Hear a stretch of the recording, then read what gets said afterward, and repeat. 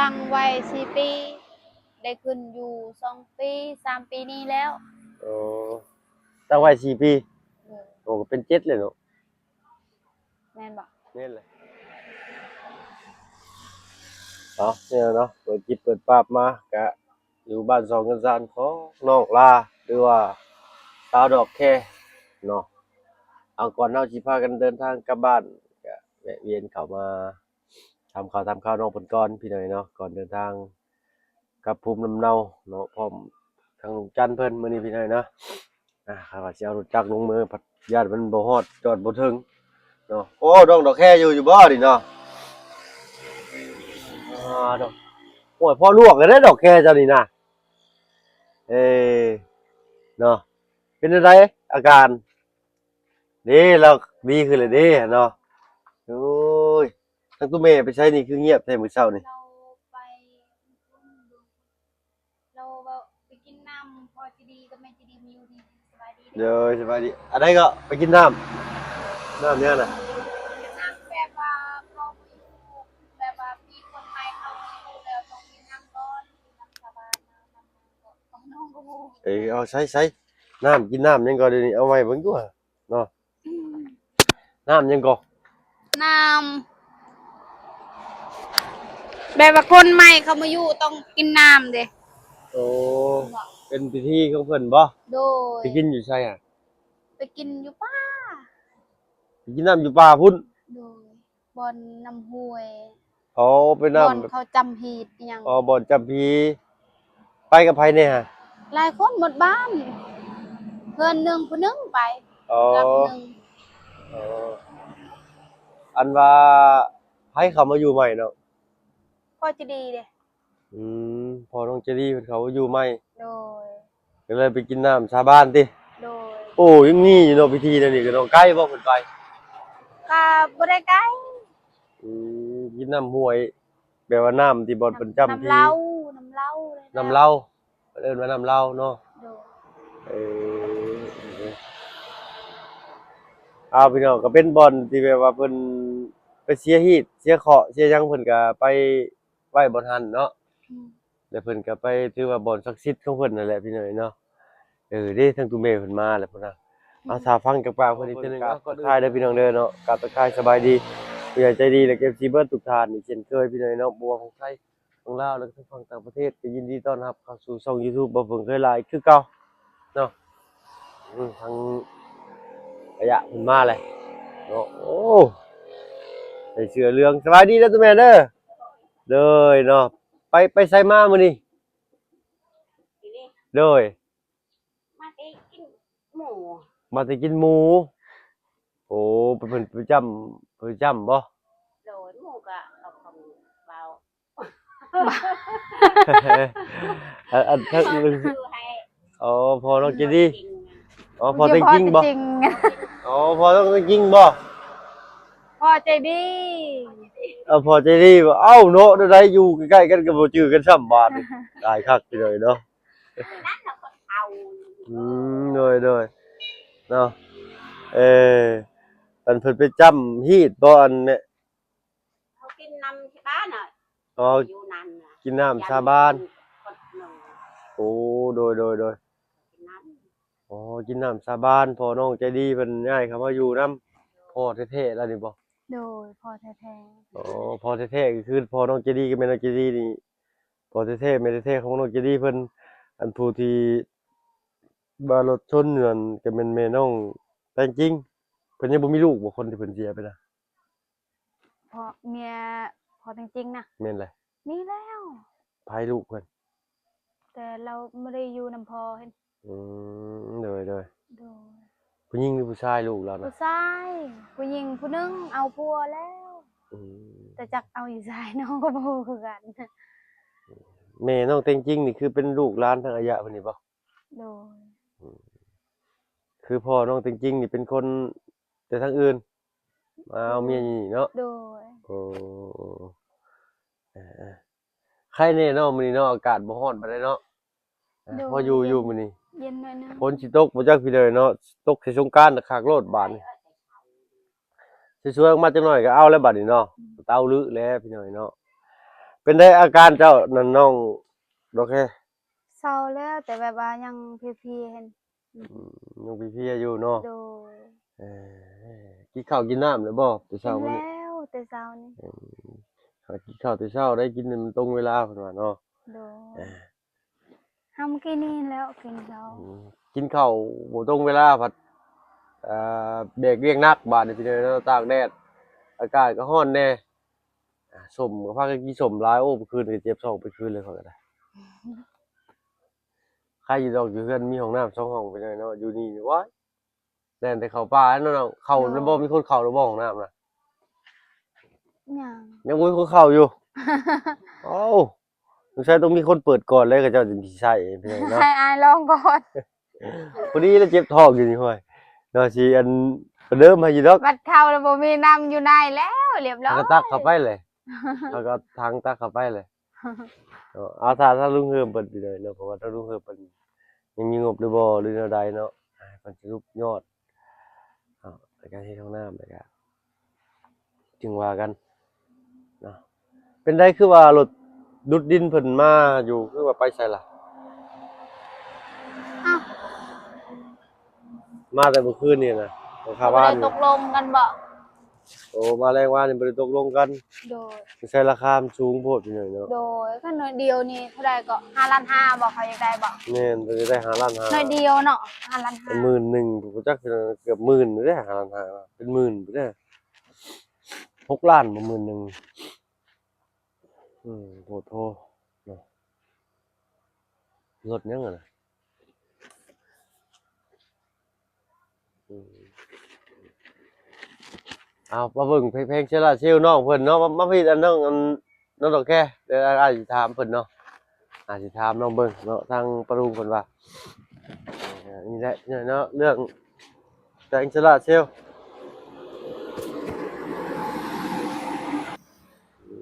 นี่แหละเนาะปรุงเพิ่นคอมเมนต์เข้ามาว่าแพงเชล่าเชลคือบ่ขึ้นราคาเพิ่นว่า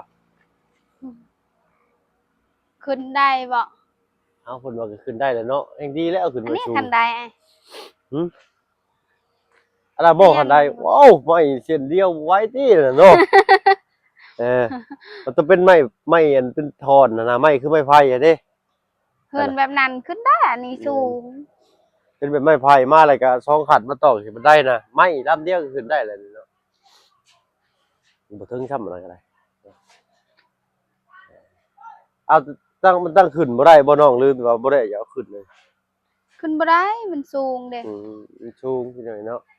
เพื่อนเราก็บ่มีบ่อนเหยียบขึ้นอีกซ้ำเสียใจแล้วว่าต้องมีไม้ลำเดียวยาวๆน่ะจึงขึ้นได้เนาะเริ่มร้อนแดดมาแล้วเด้อนี่ ฮอน เนาะ โดย โตทางข่อยสิได้พากันกลับบ้านก่อนได้กับลุงจันทร์นี่เด้อ มื้อนี้บ่ เอ้ยจังได๋ก็พากันเดินทางกลับได้นี่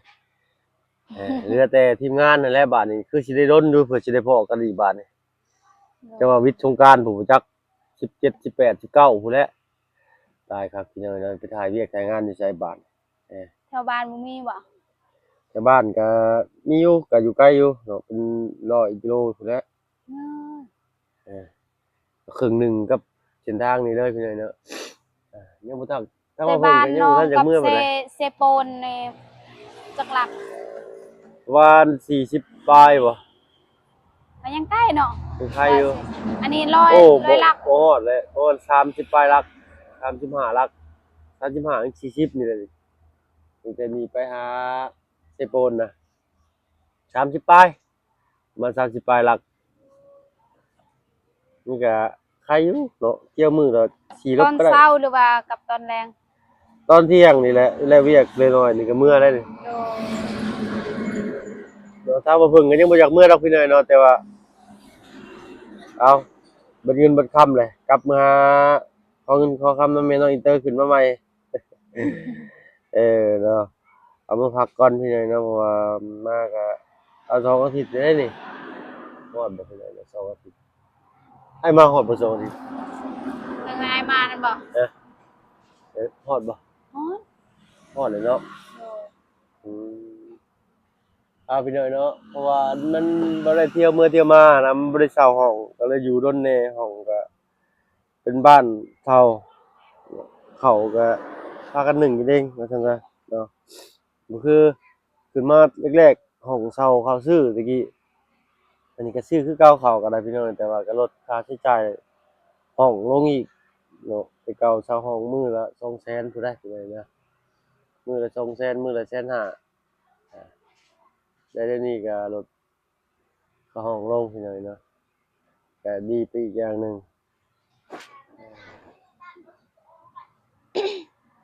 อ้าวรถนะ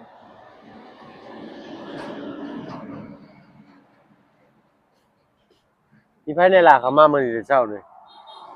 มีแต่อาจารย์อืเขามมาอยู่นี่มีแต่อาจารย์ลาวเพิ่นเข้ามาโดเนาะยอาจารย์ลาวจักมื้อใดเพิ่นสิมื้ออาจารย์ลาวก็คือสิถึงอยู่เพิ่นนี่เนาะที่ว่าใกล้สงกรานต์พู้นจักโดยโอ้ทางข้อยก็ยังบ่อยากมื้ออยู่โอ้หาคิดจะได้แหละเอามื้อพักผ่อนก่อนเนาะมื้อหาลูกก่อนคิดฮอดลูกแล้วบัดนี้คิดฮอดน้องอินเตอร์แล้วพี่น้อยเนาะกำลังสิเว้าเป็นซ้ำแล้วก็ได้กำลังเว้ากำลังหัดปากหัดเว้าเนาะกำลังได้จอบ่แจ๊เก่ง ซ้ำน้องจะดี จักก็ปีปลายลูกเอ้ยปี7เดือนบ่ปี7เดือนเลยใกล้สิเข้า2ปีแล้วเริ่มเว้าได้แล้วบาดจักสิหาคำใดมาตอบเพิ่นแล้วบาดนี้พี่น้อยเนาะเอาพ่อน้องอันนั้นเพิ่นไปไสน่ะเจ้าเออ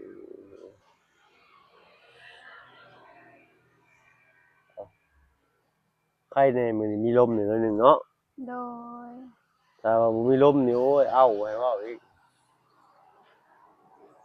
บ่ได้ไปไสบ่ซักมื้อนี้พักผ่อนก่อนเนาะโดยบ่ได้ไปไสหาข้าวน้ำเกลือมาใหม่ๆนี่เป็นอีกบาดนี้ห่วยเนาะลำบากแล้วเด้นี่เนาะ โดยอืมพื้นรั้วก็เก็บไว้เรียบร้อยพี่น้อยเนาะปั้นสองชั้นๆเราก็สะอาดสะอ้างอยู่ได้เราก็ได้เนาะเอ่ออันนี้ได้สละเฮ็ดที่ห้องครัวบ่นี่เฮ็ดครัวบ่นี่เพิ่น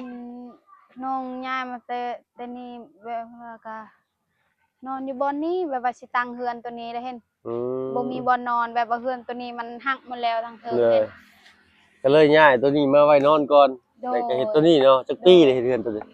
6 ปีได้อยู่2 ปี3 ปีนี้แล้วได้อยู่อืเฮ็ดเพื่อสิแล้วก็3 ปีบ่หรือแนวใดตั้งไว้4 ปีได้ขึ้นอยู่2 ปี3 ปีนี้แล้วอ๋อตั้งไว้4 ปีเออโอ้ก็เป็น7เลยเนาะแม่นบ่แม่นเลยเออ7 2026นี่เนาะแม่นเนาะ264ปี3ก็เป็น7เลยเออ7 ปีตั้งแต่เช้ามันไว้ซื่อนี่บ่ ตั้งโดยแล้วก็ใส่ตั้งเสาแล้วก็ยังบ่ได้ใส่สังกะสียังเห็นเลย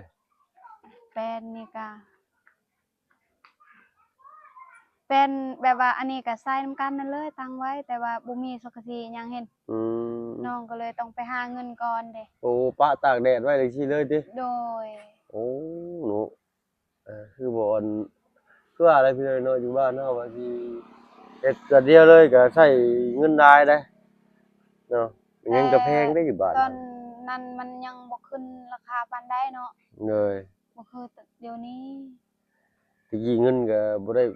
แพงปานนี้เด้พี่น้อยเนาะโดย1,000ตะกี้ก็2,500,000โอ้4ปี2,500,000แล้วมาขึ้นช่วงวัง2ปีหลังนี่ป๊อโตพี่น้อยจาก2,500,000กลายเป็น600,000 700,000 6,500,000ขึ้นจักเทื่อก็800,000บ่แต่ก่อนเงินบาทขึ้นทางนี้เพิ่นบ่ค่อยนิยมใช้เงินบาทกันเนาะบ่ซ้บ่ฮู้เงินบาทซ้ำำโดย อืมหากก็เห็นเว้าเสียงเอาให้มื้อนั้นเลยทางนี้ส่วนมากเพิ่นสิแลกกันถูกได้ทางนี้โดยเพราะว่าอยู่ทางนี้ใกล้เวียดเพิ่นสิใช้เงินเวียดโดยเงินเวียดได้จับ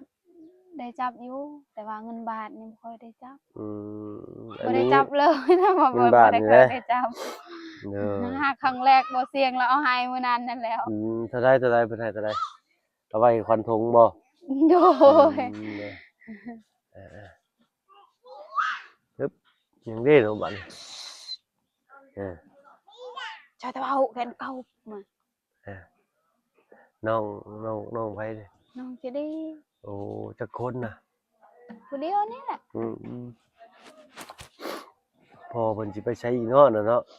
โด ไปเวียกบ่ ยันเราไปกินหมูนั่นแล้ว อืม ยันเรายังบ่ทันกินหมูบ่ เลย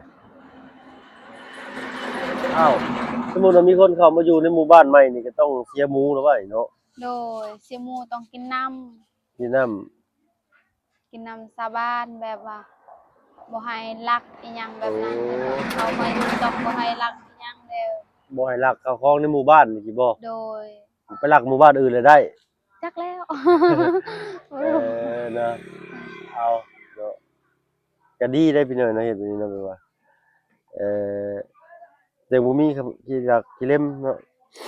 แต่ก็ยังลัก แต่ก็ยังลักกินเบื่อจังซั่นเนาะเนาะ ก็จักน้ำเขานี่แล้ว โอ้ยเนาะ ปีกล้วยอีหยังบ่ทันสุดอีหยังก็หมดเขาเอากล้วย บ่เป็นบ้านอื่นบ่จักมาเอาน่ะ จักแล้วบ่ฮู้เด้ ย่าน บ่ ว่า บ่เห็นหน้าเขาอยู่ในสวนก็บ่ฮู้ว่าแม่นไผแม่นไผ เจ้าของเจ้าเคยถูกลักบ่ ดู เอ้ เคย กินน้ำชาวบ้านกันคักบ่คักมันยังไปลัก กาย เอากัน นี่น้ นะ องว่าจงไว้เห็นแบบว่ากล้วยยาวงามมิลีน้องก็จงไว้ เลย บัดเวลาสิตัดอันบ่ทันเข้าตัดตอนเช้าน้องไปตอนเที่ยง เออเนาะ บ่ทันเข้าแล้ว